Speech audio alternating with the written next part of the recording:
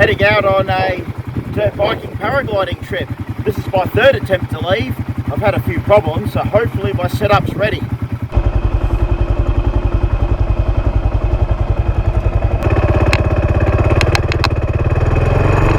I'm kind of scared about going to Manila. I've only flown there once before and I stuck it. And it's not exactly easy place to fly. Mountainous area, something I'm not overly used to. Punchy thermals, but it's where you can get really good cross-country flights, which is why I want to go there. My goal is to get 5 good 40-kilometre cross-country flights, which is a prerequisite for my pt1. So yeah, if I manage to get them done, I might then head to Victorian Alps. I got family that way, and go flying at the right. Got a friend there too that might put me up if I'm lucky. So the total trip is about 3,500 kilometres, and I'll be camping most of it. Been practicing on this road. So this bike is a KLR 650. Picked it up for a really good price. It's a chook chaser, which you can ride on the road as well. Single cylinder engine. And it is a lot of fun on the dirt, I must admit. When I started riding it on the dirt, I really struggled, but with a lot of practice, I've been getting a lot better at it. So this road's really good to practice on. Just a lot of crap along here. There's soft sections, there's hard sections, there's rocky sections, there's tight sections, there's sort of everything you could want, really. Yeah, excellent for practicing. Learning how to ride standing up, learning how to steer with the body weight instead of using the handlebars. So yeah, I'm no master adventure bike rider. I haven't ridden a dirt bike since I was a kid, so a lot of practice. A bit of a slide there. I've been binge watching ADV biking videos, learning how to camp off them, learning how to ride them. Tight rocky section, a little bit muddy today, not too bad. Rock. Gravel. I had to muck around with the bike a fair bit to get it ready for this trip. I've installed highway bars on here for comfort, shortened the side stand because I was having trouble with the bike tipping over, stiffened the rear suspension system. Here I have camping gear, paraglider and a couple of duffel bags, some cooking gear, plus down here my clothes and my electronics for cameras. With the load on the back, probably got 40 to 45 kilos of gear on the back of the bike, like a light pillion, and it sits there pretty good actually. So the bike handles well.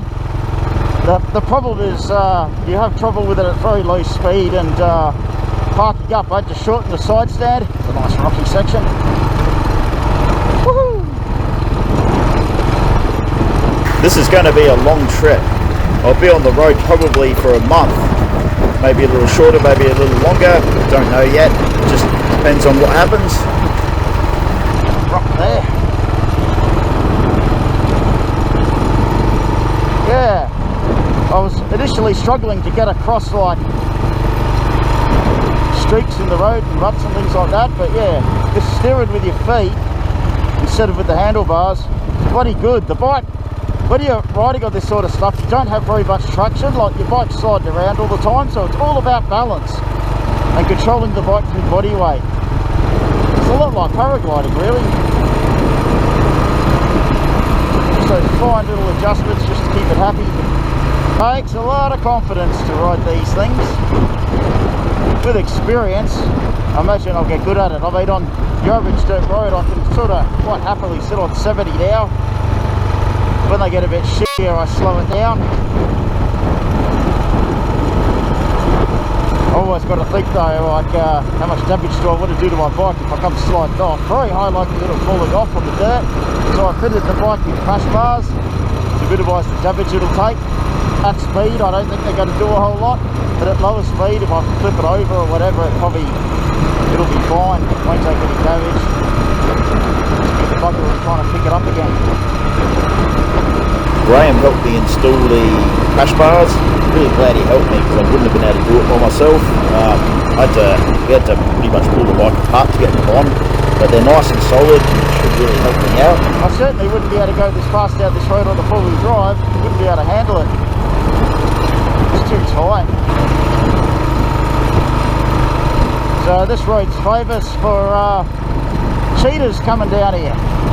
My mate came down here once and there was a full-on strip show going on.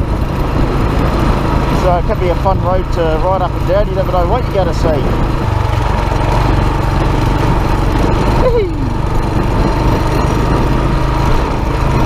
Loose gravel, so I'll just swap over the other side. My last attempt to go on this trip, I went down to Adelaide and competed in the Fluoro Classic Regatta 2-day sail, and I both came third. We did really well. In fact, one day there were two of us in the front and couldn't see anyone else behind us, so over the horizon. Yeah, the old Christie's to Hobart race. That was a lot of fun. Unfortunately, I lost my camera, so at the moment I don't have any decent quality cameras. I just got the old Hero 3s, which I'm recording this on at the moment. Hopefully I'll pick up a camera from recent price on my trip. I'm very upset about losing that. Oh, what a view.